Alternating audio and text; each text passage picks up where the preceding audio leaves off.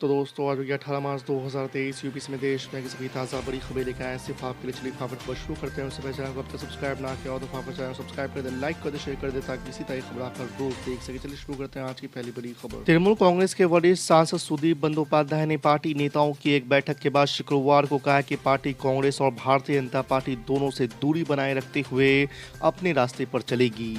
बंदोपाध्याय ने हालांकि कहा कि पार्टी फिलहाल तीसरे मोर्चे की बात नहीं कर रही और चेतावनी दी है कि कांग्रेस को ये नहीं मानना चाहिए कि वो विपक्ष की बिग बॉस है। आपको बता दें कि टीएमसी प्रमुख ममता बनर्जी के आवास पर बैठक के बाद बंदोपाध्याय ने कहा कि आने वाले दिनों में पार्टी 2024 के लोकसभा चुनाव में बीजेपी का मुकाबला करने की रणनीति बनाने के लिए शक्तिशाली क्षेत्रीय दलों के साथ विचार विमर्श करेगी। राजस्थान के मुख्यमंत्री अशोक गहलोत ने नए जिलों की घोषणा कर चुनाव से पहले बीजेपी को तगड़ा झटका दिया है। गहलोत की इस घोषणा से चुनाव में कांग्रेस को सियासी लाभ मिलने के आसार हैं। कांग्रेस इसे चुनावी मुद्दा बनाकर बीजेपी को घेर सकती है। अशोक गहलोत ने सीकर को संभाग बनाकर जाट लैंड को साधने की कोशिश की है। इसी प्रकार जोधपुर के फलोदी और जयपुर के शाहपुरा और कोटपुतली को नए जिला बनाने की घोषणा कर कांग्रेस की सीटों पर जीत सुनिश्चित करने की कोशिश की है। आपको बता दें कि विधानसभा चुनाव 2018 में कांग्रेस को पूर्वी राजस्थान में बम्पर जीत मिली थी। भारत के पूर्व प्रधानमंत्री जवाहरलाल नेहरू और इंदिरा गांधी का जिक्र करते हुए केंद्रीय गृह मंत्री अमित शाह ने शुक्रवार को कहा कि सभी ने अच्छा काम करने का प्रयास किया। उन्होंने कहा कि प्रधानमंत्री नरेंद्र मोदी ने भारत के लोगों के अंदर महत्वाकांक्षा को जीवित करने का काम किया है। केंद्रीय गृह मंत्री अमित शाह ने कहा कि आंतरिक और बाहरी सुरक्षा के मामले में भारत आज सबसे सुरक्षित है। मोदी जी के प्रधानमंत्री बनने से पहले कोई वास्तविक रक्षा नीति नहीं थी। अमित शाह ने कहा है कि अमेरिका और इजराइल के बाद भारत तीसरा देश है जिससे कोई पंगा नहीं ले सकता। किसी से भी गठबंधन नहीं, मौजूदा विधायकों को नहीं मिलेगा टिकट। कर्नाटक चुनाव के लिए कांग्रेस की रणनीति। जी आपको बता दें कि कर्नाटक कांग्रेस के प्रमुख डीके शिव कुमार ने किसी भी गठबंधन की संभावनाओं को खारिज करते हुए कहा कि किसी के साथ कोई गठबंधन नहीं होगा। हम अकेले चुनाव में जा रहे हैं, हम अकेले लड़ेंगे और अकेले ही सत्ता में आएंगे। यह निर्णय कर्नाटक में होने वाले चुनाव के लिए कांग्रेस की केंद्रीय चुनाव समिति की बैठक में लिया गया है। बैठक में मौजूद नेताओं में पार्टी अध्यक्ष मल्लिकार्जुन खड़गे, राहुल गांधी, डीके शिव कुमार, सिद्धरमैया शामिल थे। ईडी ने शुक्रवार को कोर्ट से मनीष सिसोदिया के रिमांड बढ़ाए जाने की अपील करते हुए कई अहम दावे किए हैं। जांच एजेंसी ने राउज एवेन्यू कोर्ट में कहा कि शराब घोटाले में आरोपी मनीष सिसोदिया ने हिरासत के दौरान कई अहम जानकारियां दी है। ईडी ने कोर्ट में यह भी कहा कि जिस दिन एलजीबी के सक्सेना ने सीबीआई को जांच के लिए लिखी उसी दिन मनीष सिसोदिया ने अपना फोन बदल लिया। वो ये नहीं बता पा रहे हैं कि फोन बदलने की वजह क्या थी। उत्तर प्रदेश के डिप्टी सीएम केशव प्रसाद मौर्य ने समाजवादी पार्टी के 100 से ज्यादा विधायक वाले पोस्ट पर पलटवार किया है। उप मुख्यमंत्री ने कहा कि सपा के आधे से अधिक विधायक उनके संपर्क में हैं। वे अखिलेश यादव का साथ छोड़कर भाजपा ज्वाइन करना चाहते हैं। 50 से ज़्यादा विधायक मिल चुके हैं। अगर इतनी बड़ी पार्टी चलाकर अखिलेश यादव को ये पता नहीं है तो उन्हें फिर इस बारे में पता करना चाहिए। बिहार के सीमांचल में बीजेपी और महागठबंधन के बाद ऑल इंडिया मजलिस इत्तेहादुल मुस्लिमीन के चीफ की एंट्री होने जा रही है। सवाल उठने लगा है क्या 2020 जैसे नतीजे 2024 में दोहरा पाएंगे। असदुद्दीन अवैसी किशनगंज लोकसभा क्षेत्र का दौरा करेंगे। इस दौरे को सीमांचल अधिकार यात्रा का नाम दिया गया है।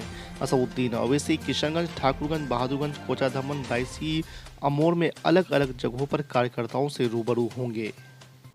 पेपर लीक मामले में असम के मुख्यमंत्री हेमंत बिस्वा शर्मा ने गुरुवार को स्वीकार किया कि ये उनकी सरकार की नाकामी है।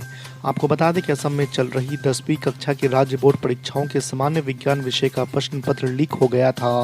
इस पर टिप्पणी करते हुए असम के मुख्यमंत्री ने कहा कि ये मामला उनकी सरकार की ओर से विफलता थी और दोषियों को बख्शा नहीं जाएगा। लंदन में दिए गए भाषण को लेकर कांग्रेस नेता राहुल गांधी ने सफाई दी है। उन्होंने गुरुवार को कहा है कि मेरे भाषण में ऐसी कोई चीज़ नहीं थी जो मैंने पब्लिक रिकॉर्ड से नहीं निकाली।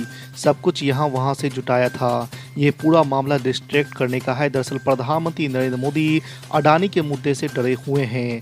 वो बताएं कि अडानी से उनका क्या रिश्ता है। राहुल गांधी ने ये सारी बातें प्रेस कॉन्फ्रेंस में कही है। साथ ही कहा है कि लंदन में दिए गए भाषण के मुद्दे पर संसद में विस्तार से जवाब दूंगा। राहुल गांधी के आरोपों पर बीजेपी की ओर से भी पलटवार हुआ है। राहुल गांधी के प्रेस कॉन्फ्रेंस के बाद बीजेपी सांसद रविशंकर प्रसाद ने राहुल गांधी पर विदेशी धरती से भारतीय लोकतंत्र को पटरी से उतारने और नीचा दिखाने का आरोप लगाया है। प्रसाद ने संसद में बोलने की अनुमति देने या नहीं देने संबंधी राहुल गांधी के बयान की आलोचना करते हुए कहा है कि उनकी टिप्पणी लोकतंत्र की सफलता या विफलता का पैमाना नहीं बन सकती। उन्होंने कहा कि बीजेपी राहुल गांधी के खिलाफ अभियान जारी रखेगी और उनसे माफी मांगने को कहेगी। समाजवादी पार्टी के राष्ट्रीय अध्यक्ष अखिलेश यादव शुक्रवार को कोलकाता में बंगाल के मुख्यमंत्री और तृणमूल कांग्रेस सुप्रीमो ममता बनर्जी से उनके आवास पर मुलाकात करेंगे। शाम 5 बजे से दोनों नेताओं के बीच होने वाली इस बैठक में माना जा रहा है कि 2024 के लोकसभा चुनाव की रणनीति और देश की मौजूदा राजनीतिक स्थिति पर चर्चा की उम्मीद है। इसके साथ ही तीसरे मोर्चे के गठन पर भी बात हो सकती है। आपको बता दें कि इसके अगले दिन 18 मार्च से कोलकाता में समाजवादी पार्टी की 2 दिवसीय राष्ट्रीय कार्यकारिणी की बैठक है। पीडीपी के अध्यक्ष महबूबा मुफ्ती ने बृहस्पतिवार को कहा है कि जिस तरह पाकिस्तान में सत्तारूढ़ पार्टी पूर्व प्रधानमंत्री इमरान खान को गिरफ्तार करने की कोशिश कर रही है, उसी तरह यहां भारतीय जनता पार्टी नीति केंद्र सरकार विपक्षी नेताओं को जेल में डालने के लिए केंद्र एजेंसियों का दुरुपयोग कर रही है। आम आदमी पार्टी के नेता मनीष सिसोदिया की मुश्किलें बढ़ती जा रही है। अब सिसोदिया के खिलाफ सीबीआई ने जासूसी कांड में केस दर्ज कर लिया है। सीबीआई ने फीडबैक यूनिट मामले में सिसोदिया पर केस दर्ज किया है। आरोप है कि आम आदमी पार्टी ने साल 2015 के आसपास एक फीडबैक यूनिट तैयार की थी। इस फीडबैक यूनिट से कई लोगों की जासूसी की गई। ये भी आरोप है कि इस यूनिट में भर्ती के लिए एलजी से अनुमति नहीं ली गई थी।